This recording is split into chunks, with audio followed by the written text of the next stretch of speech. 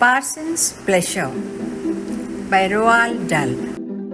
Borges gasped, not daring to believe what he saw before him. It couldn't be true.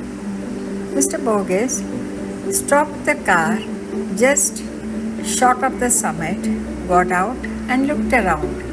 It was perfect. He could see for miles. Over on the right, he spotted a medium farmhouse.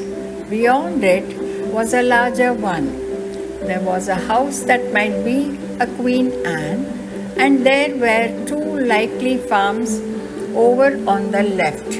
5 places in all.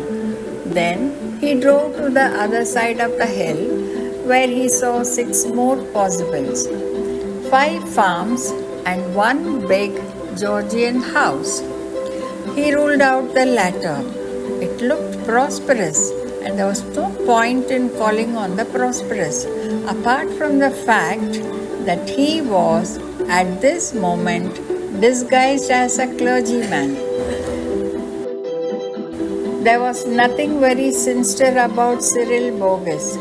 By trade, a dealer in antique furniture with a shop in the King's Road, Chelsea. Borges had achieved a considerable reputation by producing unusual items with astonishing regularity. When asked where he got them, he would wink and murmur something about a little secret. Borges's little secret was a result of something that happened on a Sunday afternoon nearly 9 years before. While he was driving in the country, the car had overheated and he had walked to a farmhouse to ask for a jug of water. While he was waiting for it, he glanced through the door and spotted a large oak armchair. The back panel was decorated by an inlay of the most delicate floral design, and the head of a duck was carved on either arm. Good God, he thought, this thing is late 17th century. He poked his head in further. There was another one on the other side of the fireplace. 2 chairs like that must be worth at least £1,000 up in London. When the woman of the house returned, Borges asked if she would like to sell her chairs. They weren't for sale, she said, but just out of curiosity, how much would he give? They bargained for half an hour, and in the end, of course, Borges got the chairs for less than a 20th. Returning to London in a station wagon, Borges had an idea. If there was good stuff in one farmhouse, why not in others? On Sundays, why couldn't he comb the countryside? The isolated places, the farmhouses, the dilapidated country mansions would be his target. But country folk are a suspicious lot.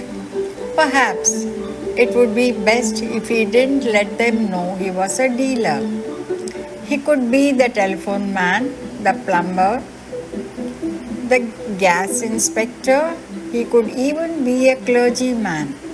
Borges ordered a large quantity of superior cards on which the following legend was engraved.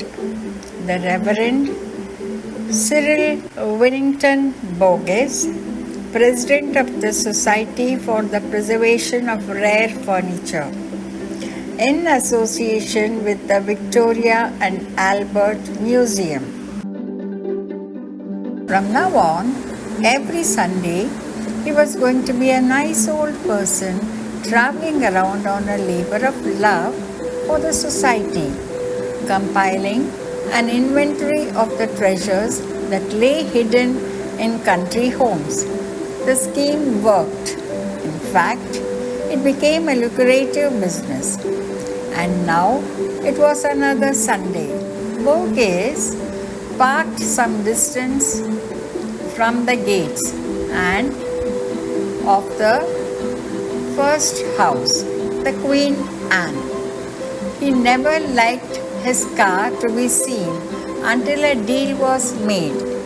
A dear old clergyman and a large station wagon never seemed quite right together, but there was nothing of value in the house. At the next stop, no one was home. The third, a farmhouse, was back in the fields. It looked rambling and dirty. He didn't hold out much hope for it.